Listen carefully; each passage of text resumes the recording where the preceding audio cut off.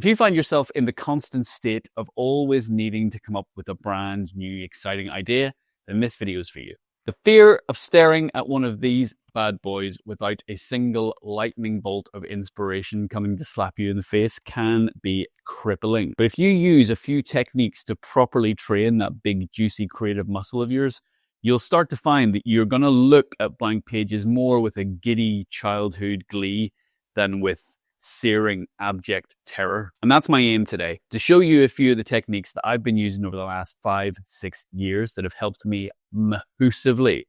So let's get into those. Our modern marketing world is a relentless, life-sucking treadmill that endlessly expects you to churn out more and more engaging ideas day in, day out. This puts you in a vicious cycle where you create more and more stale ideas and start to produce work that's a bit, well, flaccid. The real problem is that you're not training your creative muscle properly. Imagine you'd signed yourself up for a marathon and you know you need to train for it, but no one actually tells you what the right training is. So you just sit on your sofa, endlessly punching yourself in the shins. You're getting in reps, but you're getting in the wrong reps. So they're not really helping you. But how does one build one's creative muscles? Well, I'm about to walk you through 3 techniques that have worked incredibly well for me. These have all been rigorously tried and tested over the last 5 or 6 years. Let's get into it. The daily idea dump. This first step is inspired by the brilliant James Altucher. We researched to check that's the proper pronunciation, but I'm not going to. This idea involves simply writing down 10 ideas a day. Altucher was going through a pretty dark time in the early 2000s, and he was having trouble coming up with solutions to any of his problems. He realized that his idea muscle had completely atrophied because he just hadn't been using it. He started to think of creativity as a physical muscle that needed regular training. So with that, he decided to force himself to write down 10 ideas every day. The interesting thing that he noticed was ideas 1 to 6 came fairly easily. It was ideas 7 to 10 that were a real slog. They made his brain physically sweat. Those last few ideas felt uncomfortable and frustrating, but he pushed himself through to make sure he wrote down the 10 every single day. Then blah, blah, blah, fast forward a few years, everything went amazingly well for him, like a beautiful fairy tale, blah, blah, blah. Now, I'm not here to sell you on some fairy tale bollocks, right? But what I can tell you is this works incredibly well.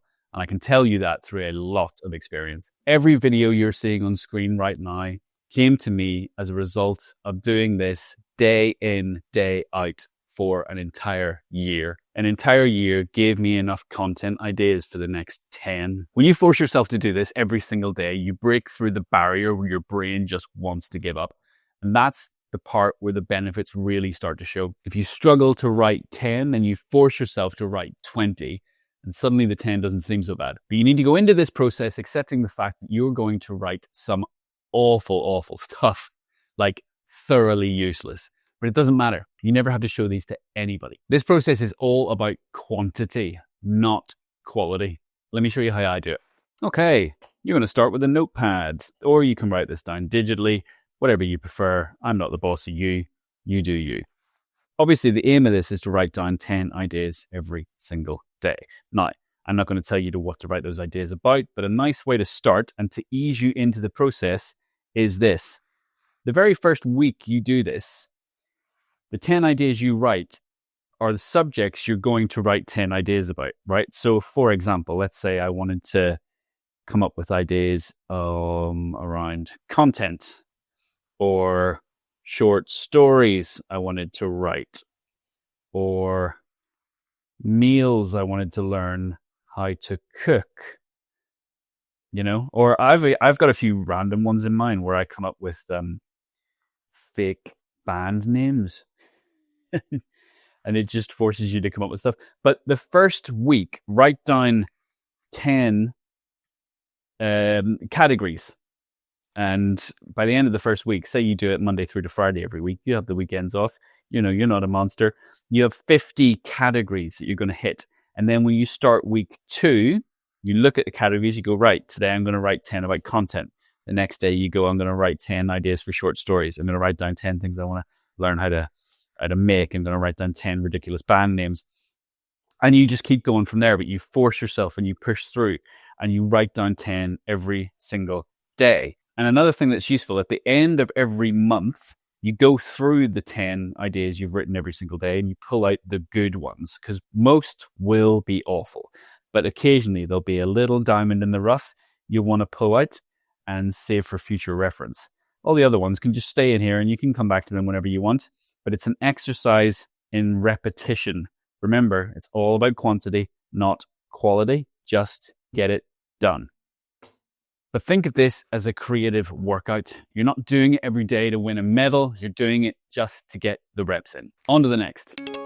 The question bank. The second level is what I like to call the ask hole. Our modern lives are full of endless information consumption. Articles, podcasts, videos, you name it.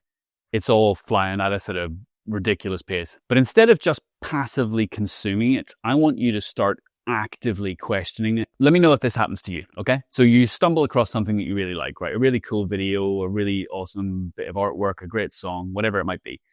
And your first thought is, damn, that's good. Why didn't I think of that, right?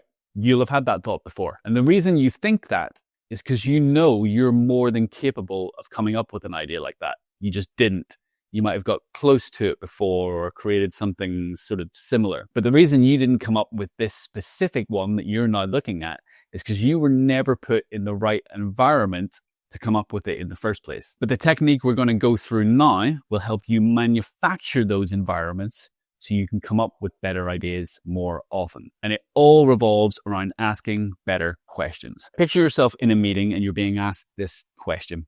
Has anyone got any ideas for our new ad campaign? Thoroughly uninspiring and will probably be met with a load of panic and about 57 tumbleweeds. Now imagine you're in the same meeting, but this time you get asked the question, can we take some of the most well-known movie quotes and turn them into funny puns related to what we offer? Now we have some focus, we have some constraints, we have some existing material we can play around with, and we've got some ideas, all because we were asked a better question. More often than not, real interesting creative direction comes from us just asking ourselves a slightly different question. It's questions that lead you into more interesting trains of thought. We quite often fall into the trap of just asking ourselves very vague and generic questions when we sit down to think of ideas. So the real skill to master is getting better at asking yourself more creative questions. And the way to do that is to start curating questions, not just curating general inspiration. Let's look at an example. This ad from Charles Strutt University simply says, getting hands-on from day one, it's what we do. And there's loads of pictures of hands showing what they do. Now, I quite like this, so I want to save it somewhere, but not just save the image, but I want to save it with a question that I can revisit later. I'm going to ask myself, what question would I needed to have been asked for me to come up with this? So I'm going to paste in the URL into my ask hole.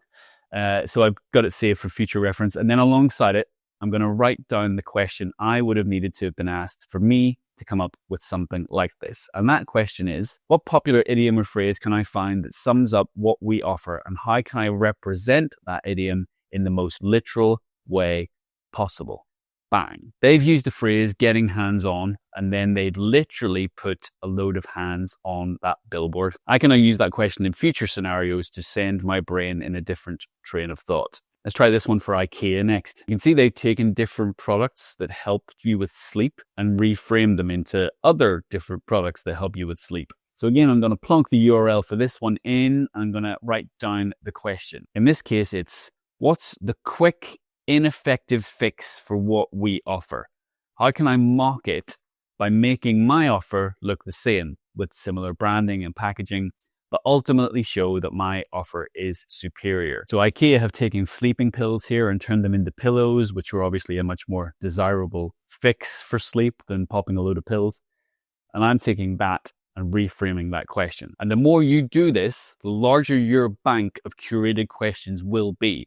And every time you need to think of a new idea, you can visit your Ask Hole, or whatever you decide to call yours, and ask yourself a question from it. This is a really useful technique because it forces you to break down the creative idea behind what you're seeing and figure out the underlying questions that may have led to it in the first place. And by building a bank of these kind of questions, you're almost creating your own personal creativity toolkit that future you can use for its own creative problem solving. I hugely urge you to give this one a try. It is massively helpful.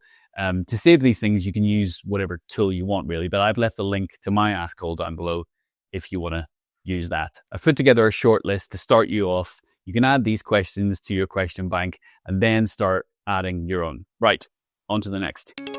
Playtime. The final step is to schedule time for creative play. I'm ending on the most basic one, but I think it's probably the most important one because nowhere near enough people do this. There's two places where creativity really thrives, and it's in constraint and a complete lack of constraint. So constraint is when you have a set of very fixed criteria, a real set of narrow rules you have to work through. You get this all the time through work, so that bit's almost handled. But the bit where you completely remove constraints, you do whatever the hell you want, there's no rules, no one even has to see it. That's the bit people don't spend enough time in, enough play time in. So this is an example of something I do for playtime, and this is just writing music with a couple of friends of mine. We get together often once a year, we go away and we hire a cottage for a couple of days and we just write music. And then when we've got enough together for an album, we'll just press it onto vinyl, and it gives me an excuse to sort of design a little album cover and, you know, and have our own record. And it's not for anybody else. I have not played this album in its entirety to a single other human because it's not for anybody else. It's for me and my mates. And that's what it's for. It's for the sheer joy of just writing the tunes. And the only rule we have when we get together is that there are zero rules. Our songs are nonsense. The lyrics are baffling. But it's such unbridled joy that I don't want anyone's opinion on this whatsoever, because it will take it away from me. And there's so many benefits to giving yourself time to doing stuff that has zero constraints, because when you're then put in a situation that has them, you're reframing it. If you're constantly working with things that just keep imposing constraints on you, you start seeing them as frustrations rather than opportunities to work within them. But you need the right balance of working with them and working without them. And not enough people give themselves time to work without them. And the only real way to do that is to do something that's completely for you and no one else has any input on it. The research has shown that play is essential for creativity and innovation. So if you only do one thing as a result of watching this video, give yourself permission to be unproductive and go faff about on something. Like, schedule it in your calendar if you need to, but for the love of God, go and just be an idiot for no reason. So those are my 3 levels. And when you turn those into habits, you will be able to generate endless creative ideas. That much I can almost completely guarantee you. When you turn these into habits, you will turn future you into an endless idea generating machine. And when everybody else is running to AI to generate ideas, you're the person who's actually training your muscle to get better at it. You're just going to be better than everyone. I didn't want to put one of those videos together that was preaching to be some sort of magic pill or a quick win on how to think of ideas. This stuff takes time.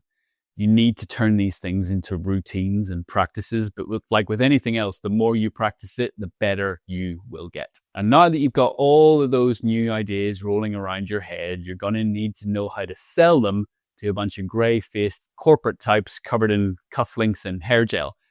And that's what this video is going to show you.